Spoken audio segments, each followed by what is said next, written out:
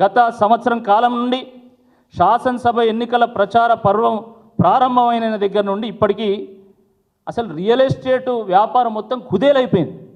చేసినటువంటి లేఅవుట్లు అమ్ముడు పోతలేవు, కట్టినటువంటి ఇండ్లను ఎవరు కొంటలేరు, ఫ్లాట్స్ కొనుగోలు అవ్వడం లేదు, ఎకానమీలో మనీ రొటేషన్ అవుతలేదు, సర్క్యులేషన్ అవుతలేదు, పెట్టుబడులు పెట్టేటువంటి ఒక పరిస్థితి లేదు, ప్రభుత్వ ఖజానాలో ఈరోజు రూపాయి రావడం లేదు. ఇటువంటి ఈ పరిస్థితుల్లో ఈరోజు హైదరాబాద్ బ్రాండ్ ఇమేజ్ దెబ్బతీయడం వల్ల రాష్ట్రానికి లాభమా నష్టమా ఒక్కసారి ఆలోచించాల్సిందిగా ఈ సందర్భంగా నేను అందరినీ కూడా కోరుతా ఉన్నాను. అంటే హైదరాబాద్ను దెబ్బతీయాలి, అమరావతిని బతికియాలి, తద్వారా గురువుకు గురుదక్షిణ చెల్లించాలి, అల్లునికి కట్నం ఇవ్వాలి. ఇది ఆలోచన.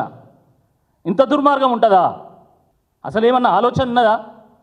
మొన్న కన్వెన్షను కూలగొట్టగానే చాలామంది సరే పోనీ అనుకున్నారు.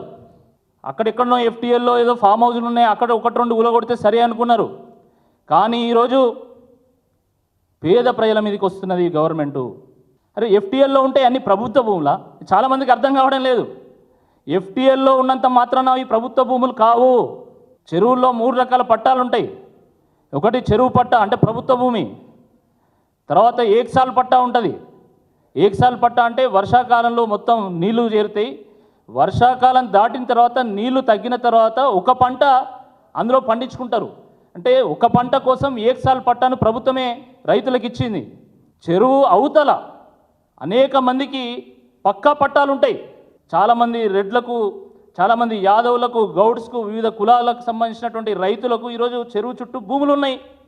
దాన్ని మీరు ఎఫ్టీఎల్ అని బఫర్ అని మీరు సరే ఆ చెరువులను పరిరక్షించాలనేటువంటి ఆలోచనలో మీరు వాటిని అక్కడ ఏం కట్టొద్దని అంటున్నారు. కానీ అక్కడ ప్రభుత్వమే, రెవెన్యూ డిపార్ట్మెంటే, ఇరిగేషన్ డిపార్ట్మెంటే, కలెక్టర్ జాయింట్ మీటింగే ఈరోజు అక్కడ బిల్డింగ్లో పర్మిషన్లు ఇచ్చింది. ఇది వాస్తవమా కాదా నేను అడుగుతున్నా.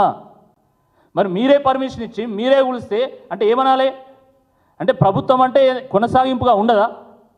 కాంగ్రెస్ ప్రభుత్వం, బీజేపీ ప్రభుత్వం, టీఆర్ఎస్ ప్రభుత్వం, సమాజ్వాదీ ప్రభుత్వం ఏముండదని. ప్రభుత్వం ఏంటంటే ప్రభుత్వమే అది.